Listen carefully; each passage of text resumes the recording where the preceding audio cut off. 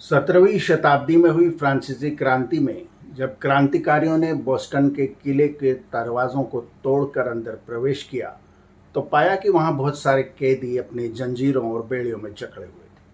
क्रांतिकारियों ने उन कैदियों को हथौड़े मार मार के जंजीरें बेड़ियां तोड़कर आज़ाद किया। लेकिन जब उन्हें आज़ाद किया गया तो वे कैदी रोने लगे और कहने लगे कि ये जंजीरें और बेड़ियां हमें फिर से पहना दी जाए। दरअसल वो कैदी इतने दिनों से वहां बंद थे कि वो जंजीरें और बेड़ियां उन्हें प्रिय लगने लगी थी। नमस्कार, सर से सियासत में आपका स्वागत है। मैं हूं वैद मिश्रा। आज हम बात कर रहे हैं गुलामी की उन जंजीरों की जो हमें बेहद पसंद आने लगी हैं, उन्हीं कैदियों की तरह जो फ्रांस की क्रांति के समय अंदर पाए गए थे।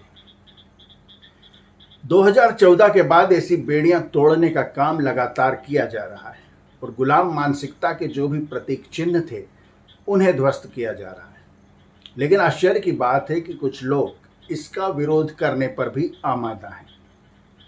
ऐसी है एक गुलामी के नाम को पिछले दिनों बदला गया जिसे राजपथ कहा जाता था।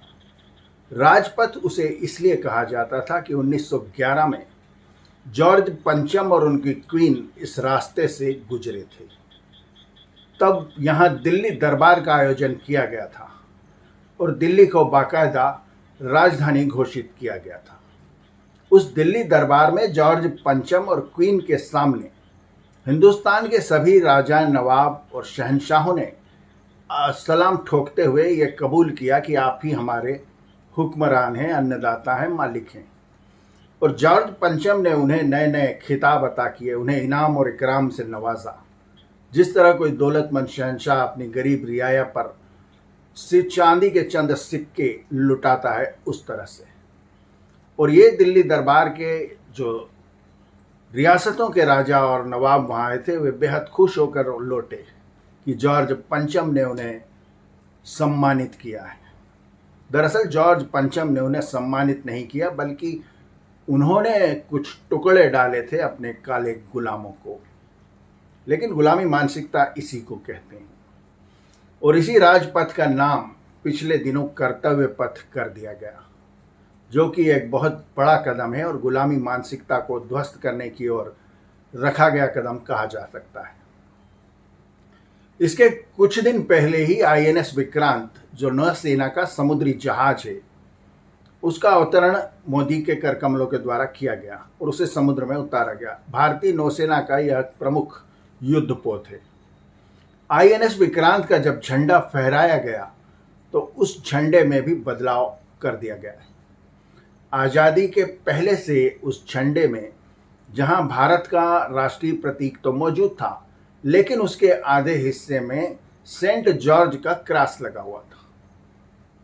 पता नहीं देखने वालों की आंखें फूटी हुई थी कि 70 साल से उन्हें इस झंडे में वो सेंट जॉर्ज का क्रॉस नजर नहीं आ रहा था।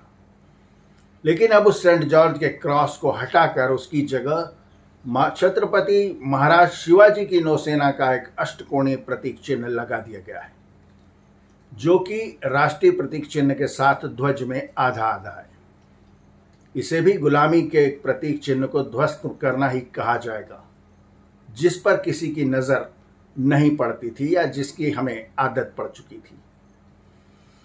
अगर हम याद करें तो पिछली 26 जनवरी को बीटिंग द रिट्रीट नामक एक समारोह जो राष्ट्रपति की शान में होता है और जिसमें मिलिट्री के बैंड अपनी धुनें बजाते हैं, जो कि कंटिन्यूअस चलते हैं और एक प्रोग्राम म्यूजिक का होता है, उसे बीटिंग द रिट्रीट कहा जाता है। यह अंग्रेजों के ज़माने से जारी है। उसी बीटिंग द रिट्रीट में अनेक फौजी धुनों के अलावा एक भजन शामिल था। वो भजन रघुपति राघव राजा राम टाइप का नहीं था, बल्कि वो एक ईसाई प्रार्थना थी जो इंग्लैंड के चर्चों में गाई जाती थी। उसे इसमें शामिल किए जाने का कोई कारण नहीं था, क्योंकि धर्मनिरपेक्ष भारत की धर्मनिरपेक्ष सेना में किसी भजन का कोई स्थान नहीं होना चाहिए। लेकिन वो ईसाई भजन यहाँ पर इसलिए मौजूद था बीटिंग द रिट्रीट के बैंड में, क्योंकि बापू को वो बेहद पसंद था।